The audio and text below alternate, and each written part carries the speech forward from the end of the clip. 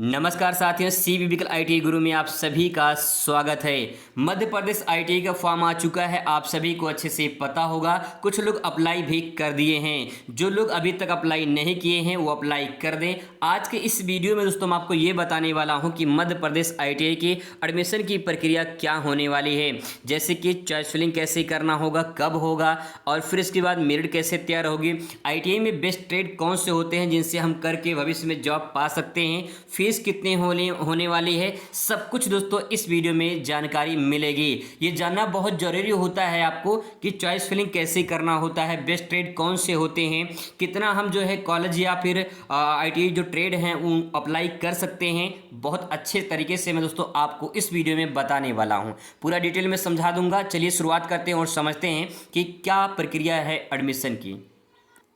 सबसे पहले दोस्तों बात करते हैं यहाँ पे रजिस्ट्रेशन की। देख लीजिए यहाँ पे जो डेट दिया गया है 1 मई से लेकर जो है 20 मई तक यहाँ पे डेट दिया गया है। इसके बाद जो है आपकी चॉइस फिलिंग की जो है प्रक्रिया ये शुरू होती है। ठीक है, आपको ध्यान में रखना है कि चॉइस फिलिंग करते समय बहुत सावधानी पूर्वक आपको ट्रेड और जो कॉलेज हैं उसको चयन करना होता है, क्योंकि अगर आप उसमें मिस्टेक कर देंगे तो फिर आपको गलत कॉलेज और गलत ट्रेड मिल जाएगा, फिर बाद में आप पछताएंगे। इसीलिए ये जानना ज़रूरी होता है। जब आपकी चॉइस फिलिंग हो जाएगी इसके बाद जो है आपकी प्रथम चयन सूची ये डिस्प्ले होगी, यानी आपका जो है मेरिट लिस्ट ये बनकर आ जाएगा और फिर आप अपने जो है नाम वो मेरिट लिस्ट में देखेंगे। अगर आपका नाम जो है फर्स्ट मेरिट लिस्ट में आ जाता है तो आप जो है अपने डॉक्यूमेंट्स लेकर फीस लेकर कॉलेज में जाएंगे, वहाँ पे एडमिशन करवाएंगे। यही इसका प्रोसेस होता है। लेकिन इसमें चॉइस फिलिंग करते समय और इसके बाद जो है जो ट्रेड होते हैं वो कौन से अच्छे हैं कौन से अच्छे नहीं हैं ये जानना ज़रूरी होता है। फीस कितनी लगने वाली है ये सब कुछ जो है आपको पता चलेगा। सबसे पहले दोस्तों आपको बता दें कि चाहे आप गवर्नमेंट में चाहते हो एडमिशन कि आपका गवर्नमेंट कॉलेज में हो जाए या फिर आप चाहते हैं कि आपका प्राइवेट कॉलेज में हो जाए, दोनों सिचुएशन में जो है आपको फॉर्म भरने के लिए पहले ऑनलाइन करना होगा। ठीक है, बिना ऑनलाइन किए जो है आप ना तो गवर्नमेंट में कर सकते हैं एडमिशन और ना ही तो प्राइवेट कॉलेज में करवा सकते हैं। इसीलिए आपको यहाँ पर ऑनलाइन फॉर्म पहले भरना होगा। देखिए यहाँ पर निर्देश में दिया गया है कि शासकीय अथवा प्राइवेट आईटी में प्रवेश के लिए अभ्यर्थी द्वारा पोर्टल पर ऑनलाइन रजिस्ट्रेशन करना आवश्यक होगा। बिना रजिस्ट्रेशन के शासकीय अथवा प्राइवेट आईटी में प्रवेश नहीं होगा। ऐसे यहाँ पर क्या है 17 अगस्त 2024 में अन्य राज्यों की आवेदक के लिए भी प्रवेश की व्यवस्था निर्धारित की गई है। यानी अगर मान लीजिए आप एमपी के हैं, एमपी से कोई मान लीजिए जो है कोई छत्तीसगढ़ का रहने वाला है तो छत्तीसगढ़ का भी लोग यहाँ पे अप्लाई कर सकते हैं। कोई यूपी का है तो भी अप्लाई यहाँ पे एमपी में कर सकते हैं।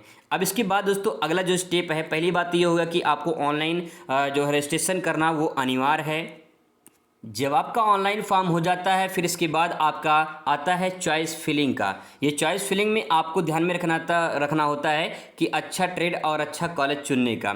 यहाँ पे देखिए बहुत बढ़िया विकल्प यहाँ पे दिया गया है कि आप अपने जो है जो फॉर्म भरेंगे उसमें जो है चॉइस फिलिंग में 100 विकल्प दे सकते हैं। अब 100 विकल्प का मतलब क्या है ये भी आप समझ लीजिए। दोस्तों जो कुछ भी मैं आपको बता रहा हूं बिल्कुल आपके ऑफिशियल जो नोटिस है उस पर द्वारा बता रहा हूं। यहाँ पे देखिए दिया गया है अभ्यर्थी को आईटीआई तथा आईटीआई में प्रवेश के लिए 100 विकल्प के पोर्टल पर अंकित करने की सुविधा उपलब्ध होगी। कहने का तात्पर्य उदाहरण के तौर पर समझाया यहाँ पे कि आवेदक को प्रथम 5 विकल्प के निम्न के अनुसार यहाँ पे दिया गया है। ये 5 विकल्प यहाँ पे दिया गया है, ऐसे ही आप 100 विकल्प जो है चयन कर सकते हैं। जैसे एग्जाम्पल में दिया है विकल्प नंबर 1 में शासकीय आईटीआई भोपाल में इलेक्ट्रीशियन ट्रेड आप ले सकते हैं। जैसे मान लीजिए एक गवर्नमेंट कॉलेज है, ठीक है, एक गवर्नमेंट कॉलेज है, आप वहाँ पे इलेक्ट्रीशियन ले सकते हैं।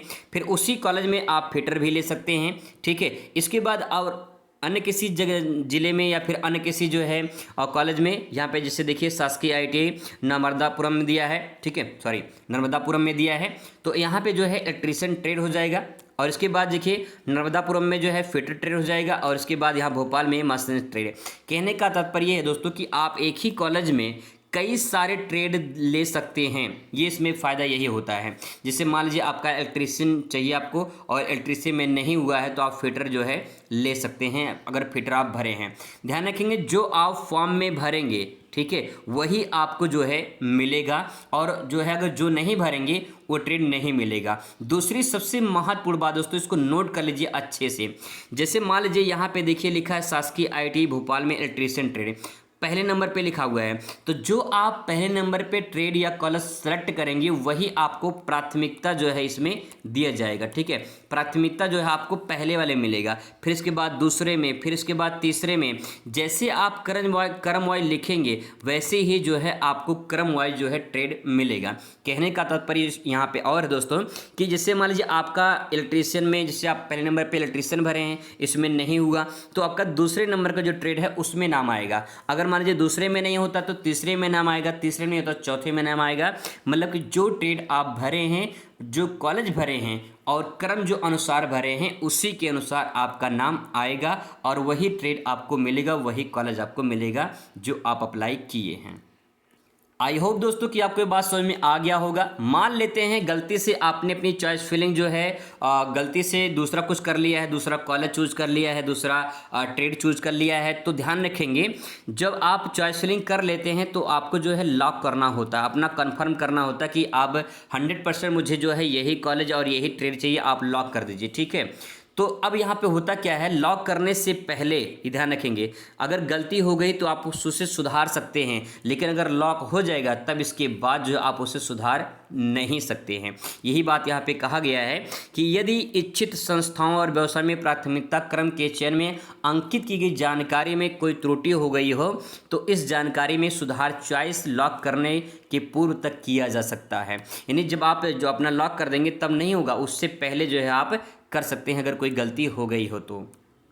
जब आप अपना फॉर्म भर देते हैं, चॉइस फिलिंग कर लेते हैं, तब आपकी जो है जो फर्स्ट मेरिट लिस्ट है वो जारी किया जाता है। एक बात और ध्यान रखेंगे आप यहाँ पे कि जो है आपकी जो मेरिट लिस्ट है वो आपके जो है मोबाइल नंबर पे, ठीक है, और आपकी जो ईमेल आईडी है उस ईमेल आईडी पे जो है आप जो अप्लाई किए हैं फॉर्म में उसी मोबाइल नंबर पे ईमेल आईडी पे मैसेज आएगा कि आपका नाम आया है या नहीं आया है, कौन सा ट्रेड मिला है, कौन सा कॉलेज मिला है, सब कुछ आपके मोबाइल नंबर पर और ईमेल आईडी पे मैसेज आ जाता है। तो यहाँ पे लिखा है, देखिए लिखा गया है कि चयन सूची डिस्प्ले करने के लिए दिया गया है कि यहाँ पे नंबर और ईमेल पर आपको मैसेज अवश्य देखिए, उस पर जो है आपको मैसेज भेजा जाएगा।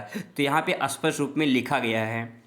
दोस्तों अगर आपका मेरिट लिस्ट में नाम आ जाता है तो इसके बाद जो है आप अपने दस्तावेज यानी डॉक्यूमेंट लेकर जो है अपने कॉलेज में जाएंगे जहां पे आपका नाम आया होगा। अब देखिए डॉक्यूमेंट में क्या क्या लेकर जाना है। अगर आप जो है 8वीं पास आवेदन किए हैं तो कक्षा 8वीं की मार्कशीट वगैरह ले लेंगे।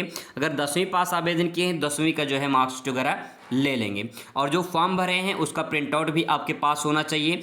जब मेरिट लिस्ट में जब आपका नाम आ जाएगा उसका भी प्रिंट आउट आपके पास होना चाहिए। इसके बाद दोस्तों यहाँ पे लिखा है कि मध्य प्रदेश के मूल निवासी स्थानीय निवासी का प्रमाण पत्र होना चाहिए, यानी निवास प्रमाण पत्र आपसे मांगा जाएगा। इसके बाद जाति प्रमाण पत्र भी आपसे मांगा जाएगा और अन्य पिछड़ा वर्ग के सभी अभ्यर्थियों के लिए वैध आय प्रमाण पत्र यानी आपका जो है इनकम सर्टिफिकेट भी आपके पास होना चाहिए। इसके बाद दोस्तों अगर जो है जो विकलांग अभ्यर्थी हैं उनके अगर सर्टिफिकेट है तो आप सर्टिफिकेट जरूर लेकर जाएं ताकि जो है उसका बेनिफिट आपको मिल सके। कुछ नवीनतम फोटो भी आपके पास होना चाहिए, आधार कार्ड भी आपको लेकर जाना है। ये सब डॉक्यूमेंट आपके पास होना चाहिए। बात कर लेते हैं प्रशिक्षण शुल्क की। यहाँ पे देखिए लिखा है शासकीय ITI में प्रशिक्षण शुल्क जो है राशि 5,340 रुपये प्रति परीक्षार्थी प्रति वर्ष है। समस्त आवेदकों को प्रवेश के समय प्रशिक्षण जो शुल्क है उसको जमा करना अनिवार्य होता है। आप इतना फीस लेकर जाएंगे आपको जो है एडमिशन मिलेगा, अगर नहीं लेकर जाएंगे तो एडमिशन नहीं मिल पाएगा।